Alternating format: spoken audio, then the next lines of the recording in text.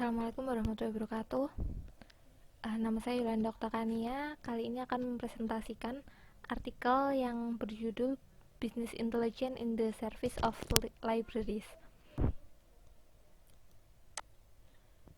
Ini adalah artikelnya yang ditulis oleh Daniela Tesendik dan Daniela Boberik, seorang associate professor dari University of Novi Sad pada Desember 2019.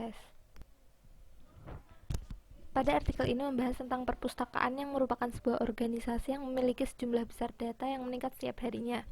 Di dalam proses bisnis perpustakaan membutuhkan manajemen data yang baik sehingga data yang tersimpan dapat dimanfaatkan untuk mendapatkan informasi-informasi penting yang dapat memajukan perpustakaan tersebut. Dalam artikel ini, percaya bahwa intelijen bisnis dapat mengelola sejumlah besar data dan menghasilkan sebuah informasi yang dapat berguna untuk masa sekarang maupun masa yang akan datang. Intelijen bisnis juga tidak sembarang dibangun, namun harus dengan memperhatikan visi misi maupun tujuan organisasi yang dituju. Pada artikel ini membahas tentang sebuah library management system pada perpustakaan yang bernama BISIS. BISIS merupakan manajemen perpustakaan yang telah digunakan oleh lebih dari 40 perpustakaan di Serbia sejak tahun 1993. Modul yang terdapat pada BISIS diantaranya adalah modul pelaporan, modul sirkulasi, pertukaran data bibliografi, dan administrasi. Kelemahan dari BISIS yaitu format laporan telah ditentukan sehingga pembuatan laporan baru membutuhkan pengembangan tambahan atau membutuhkan programmer jika ingin membuat laporan dengan format yang berbeda. Selain itu, juga laporan perlu direkap dalam jangka waktu tertentu, tidak bisa real time. Seperti contohnya jika ingin melihat data pengunjung perpustakaan pada hari itu, maka harus menunggu seorang petugas untuk merekapnya pada malam hari, tidak bisa real time, hanya bisa melihat pada waktu sebelumnya, laporan di waktu sebelumnya. Lalu bagaimana cara mengatasi kelemahan BISIS? Pada artikel ini mencoba menggunakan bisnis intelijen dengan bantuan alat OLAP untuk mengurangi kelemahan BISIS. OLAP sendiri merupakan penyimpanan data terspesialisasi yang dirancang secara spesifik menyelesaikan multidimensional summary data. Data cube tersimpan pada sel dengan struktur menyerupai 3D spreadsheet. Tahap pertama yang dilakukan adalah memodelkan gudang data. Gudang data di sini menggunakan star skema. Star skema sendiri adalah skema database yang berbentuk seperti bintang. Dengan yang berada di tengahnya adalah tabel fakta. Ini adalah tabel fakta. Dan tabel di sekitarnya ini adalah tabel dimensi.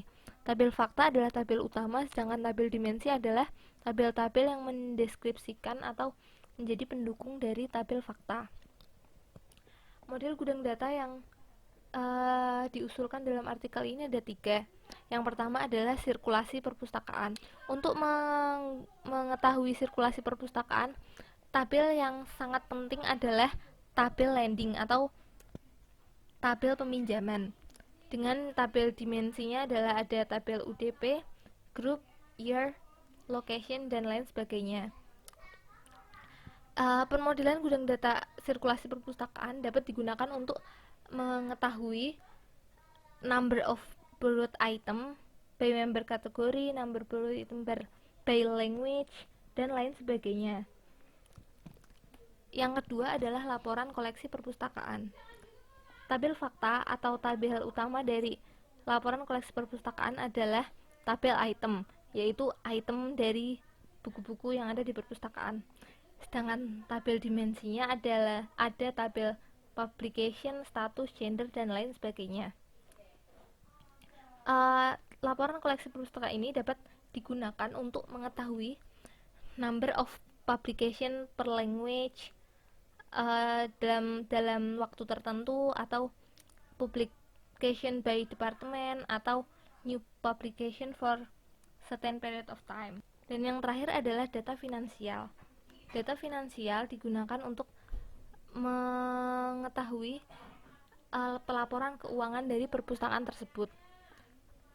Karena keuangan yang didapat dari perpustakaan tersebut adalah berasal dari membership atau keanggotaan, maka tabel utama untuk melaporkan data finansial adalah tabel membership.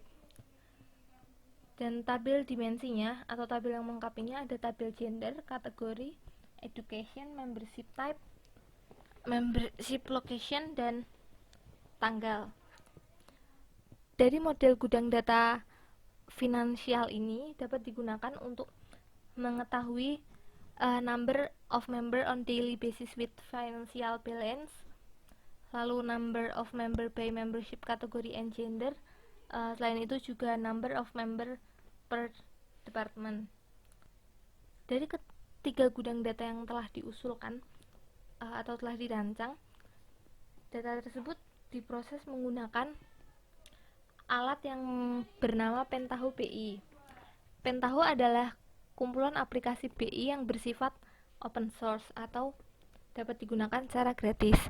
Pentaho dapat dimanfaatkan untuk membuat dashboard, membuat report, dan untuk mengintegrasi data.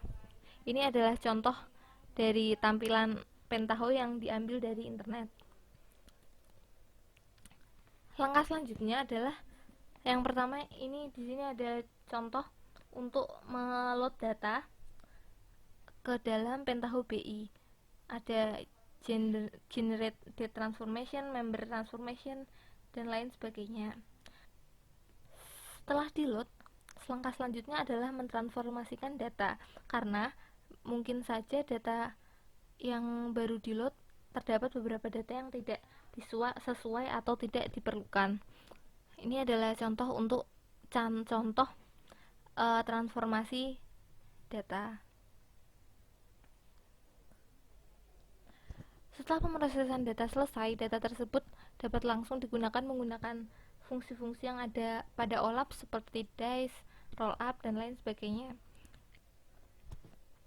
Ini adalah contoh penggunaan operasi dice pada OLAP dengan 3 dimensi yang digunakan adalah dimensi jenis kelamin yang terluar, lalu ada kategori anggota, dan yang terdalam adalah tanggal pendaftaran.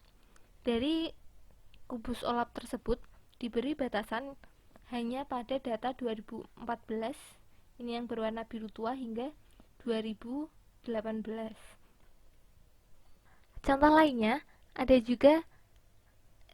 juga kombinasi dari operasi roll up dan drill down. Terlihat pada gambar di samping.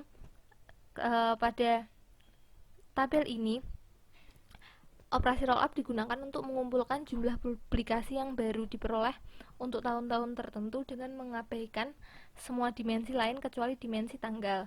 Seorang pengguna dapat memilih tahun, kuartal, dan bulan tertentu dan menganalisis rincian publikasi yang dibeli dalam periode tertentu, seperti judul dan penulis publikasi.